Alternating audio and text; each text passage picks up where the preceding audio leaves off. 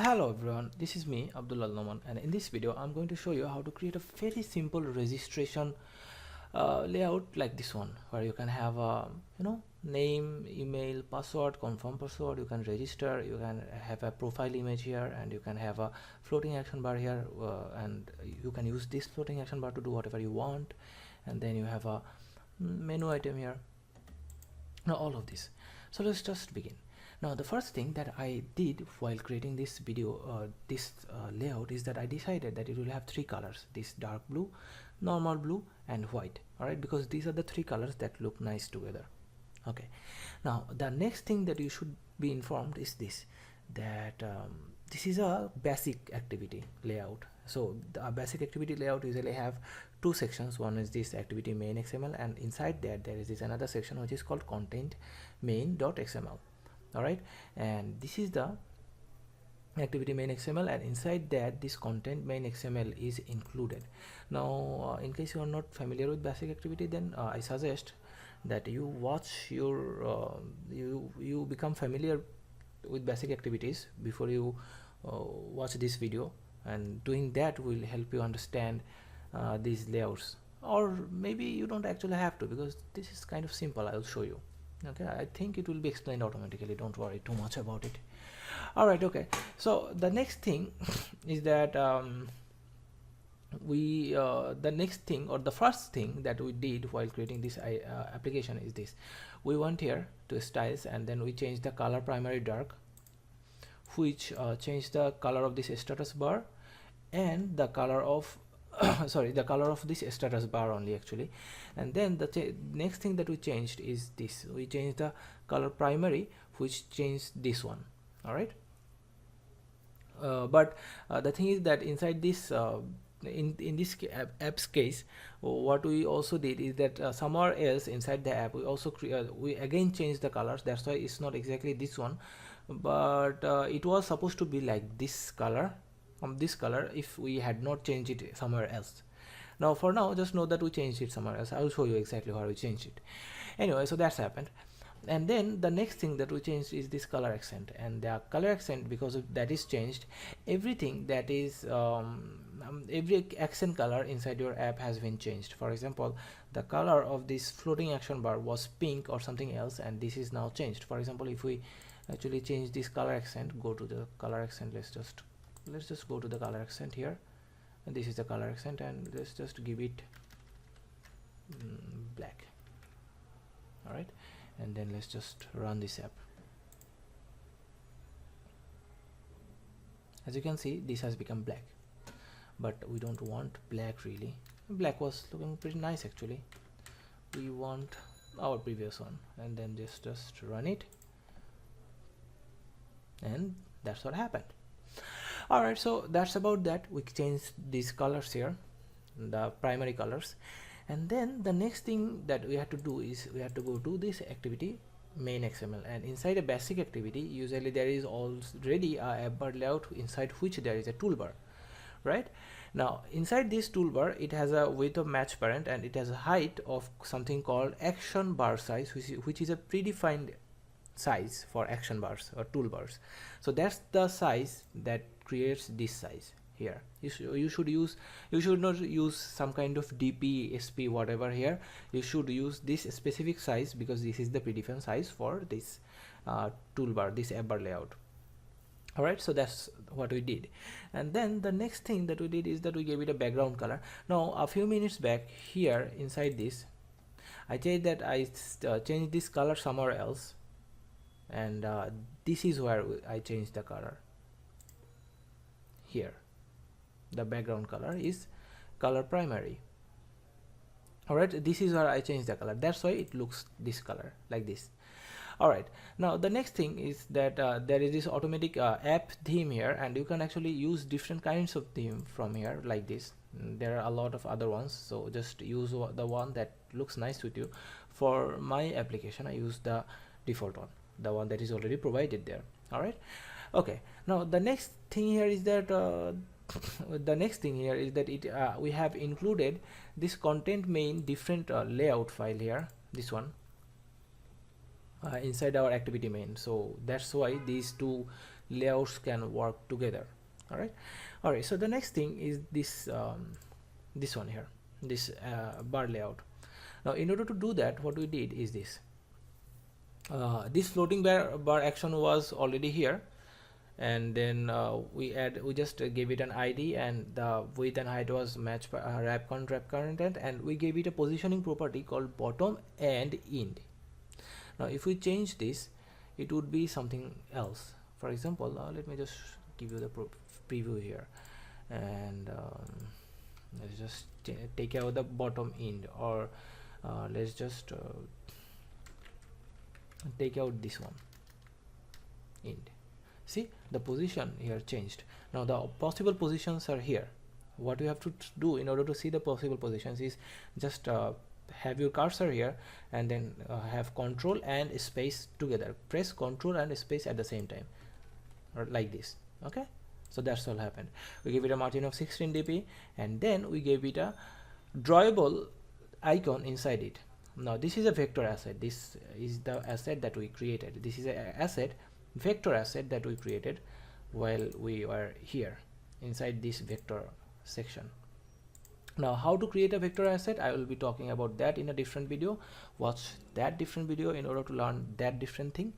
And inside here, for now, just know that we created a vector asset and we use that as an icon here. Now another thing is that if you want to use src compat vector asset inside src compat, this attribute here, then there are two things that you have to make sure. Now one of those things is this: you have to use not Android colon src compat, you have to use app colon src compat. All right, and the next thing that you have to do is you have to come to here Gradle and go to build.gradle file, the app one, and inside that you have to change this add this property called android.default.config.vector.drawables.use support library equal to true. All right, so you have to add that property. Okay, so that's what I did there, and let's just get back here. So that's about it. So this what it did is that up until now we changed this section here, and then we changed this color here, we added some properties here, and then we also added some properties here.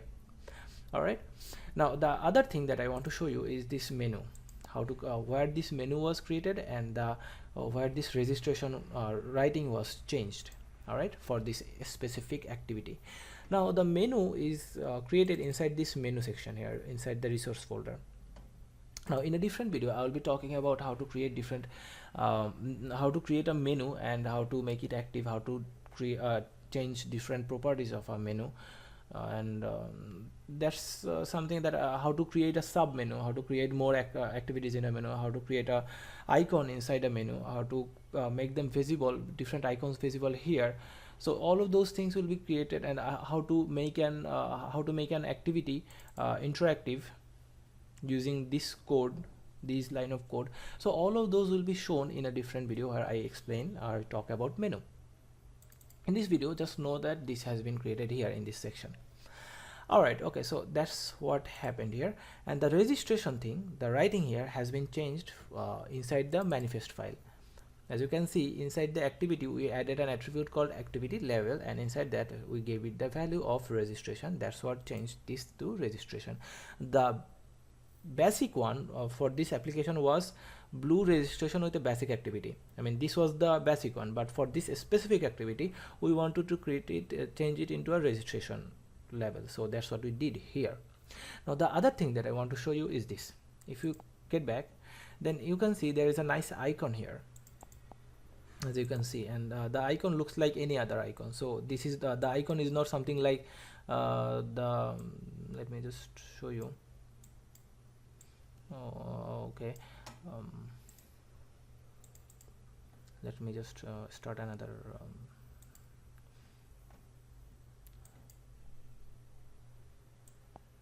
see. Okay, get back, and shit man, this is not here also. Let me just show you something. Well, we are back. So let me just show you this, that the icon here is just like any other icon, but when we create as a beginner apps, our apps, it looks like this, which is pretty bad, right? So how did we do that? Well, how did you create an icon like that? Well, we created we imported actually, we imported a vector asset called like this, something like this. Let me just show you. This one, we imported a vector image and we created alternative resources for that vector image, and then that vector image now will look nice on every screen for every screen density. Now that's something I'm going to be explaining in a different video, where I explain how to create create some kind of resources that can work well with different kind of screens. So how to create alternative options for the same resource. For example, here you have this one image which is web high, and it has 6 versions here, so that it can look different, look well on different kinds of screen resolutions. Because what happens is that if you don't do that, then something that might look on a HDPI screen resolution might look very bad on a very high resolution screen like XX HDPI screen. So that can happen. So what we had to do is that we have to create an alternative resource like this one, and then we just used that image inside as an icon here. Okay, so that's what we did here. All right, now we are done with our activity main XML, and we are also done with some other stuff as well. Now let me just go to the content.main, which is this one, and inside this content.main here, let me show you. Let me just cross this one. We did this section here, this section, right? The content.mail hold this section. So let's just go to text, and let me just show you what we did here. The thing that we did here is that we took our relative layout at first, and then we gave it a width of match parent and match parent, and then we took an image view inside it. This is the image view that we are talking about, and inside that image view we gave it that same resource value that we used for our icon as a beginner, but later on the user will change this image here and use their own image. Now one of the tricks that you should know is that white background or white color is a color that looks nice with every other color. All right, white is the only color that looks nice, that can nice with every other color. So in such cases where you might be changed, the image might be changed, you should use a background of white, because whatever image is here, the color of whatever image is that will be added inside it later on, white will look nice with that, whenever it is, whatever it is. So that's what you should do. All right, so we did that, and then we gave it a property called layout align parent top, which created a relationship with this and this top edge. And then we also created a margin top of 86 dp to have a margin here. And then we also used a positioning property called no, not that one, we used that one actually on this one, and then we also add this one. I mean, that's that about for this image view. And the last property that we used is this one here, which is layout central horizontal. Now what this one does is this. You see, if you change it false, it comes back somewhere else, or maybe we could actually have it here or somewhere else here, or maybe here, but we don't want that. Actually we want it to be at the absolute center, as absolute horizontal center here. So that's why we created this central horizontal. Okay, we could actually use something called center vertical that would put it here inside the vertical center of the screen. All right, so that's what happened. And the next thing is that we took an edit text, we gave it a text color which is white, we gave it a layout width of match parent, height of wrap content, then we gave it a layout, we give it a positioning property. This one is important. We gave it a positioning property called layout below, and gave the ID of this image here, gave the ID of this image here, this ID. Now because of this property here, it has positioned this layout below this one. So that's what happened. And then we give it a margin. By the way, one thing I want you to know, one trick that I used in this layout is this, that if you, let's say, gave your edit text a certain dp of width, let's say 100 dp. All right, you gave it 100 dp, and 100 dp looks maybe something like this, or like it would be from here to here, this much. All right, now when you change the screen size, maybe a bigger screen, then what happens is that in some cases the 100 dp will look very small. For example, just let me show you on a tablet here. If you had given 100 dp, then 100 dp would be a very small one like this one. But you don't want that actually. What you want is that you want it to be bigger as the screen size increases, but you also want that there is some gap here. So that's what we did. What we did is this. Let me just show you. We gave it a width of match parent, but then we gave it a left margin of 32 dp and right margin of 32 dp. So whatever screen size it is, it will always expand until it have a 32 dp margin here. So that's how it works. So that's a trick, a simple trick. Anyway, we also gave it a margin top of 15 dp, so there is a gap, and then we also gave it a margin right to create this gap and this gap. We also gave it a property called alpha. Now what this alpha does, let me just show you. Let's say we give it a 50. See, alpha property creates a transparency. That is, if you had something behind it, then you will be able to see through this edit text just like a mirror. All right, if you had a image or shape behind it, you would be able to see that here. All right, okay, so I wanted to make it a little more transparent, like that's why I used this section. All right, okay, so we give it a then this section here, this drawable background, that section is the section that is responsible for this shape here. Now I will be talking about that in detail in a different video. For now, I will just show you what we did in order to make these ones like this.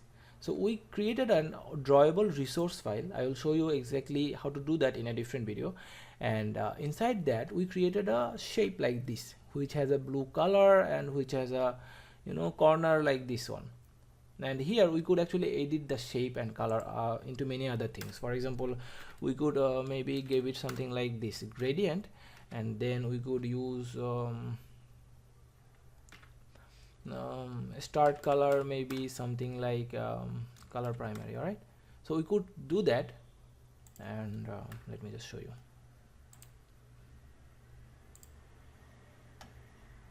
And see, there is a gradient design here, a different design. All right, so let me just run it on some kind of device here.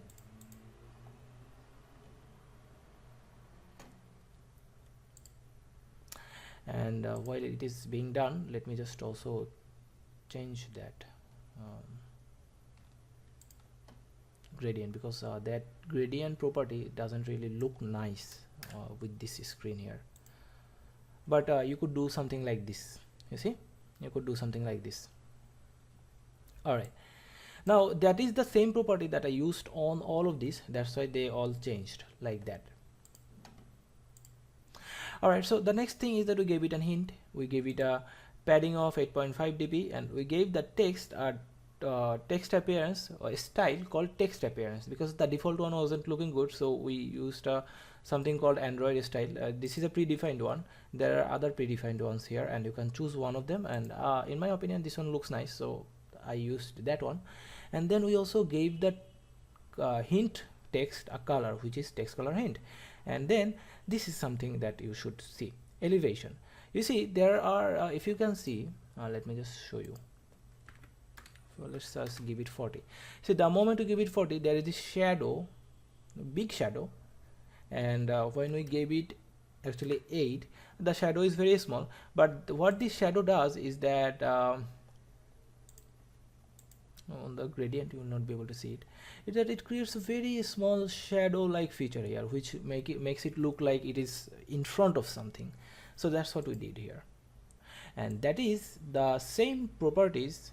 And by the way, here these are the same properties that I used on all of these functions here, all of these buttons. So that's about it. And yeah, so have a good day. This is Abdullah Noman again, and take care.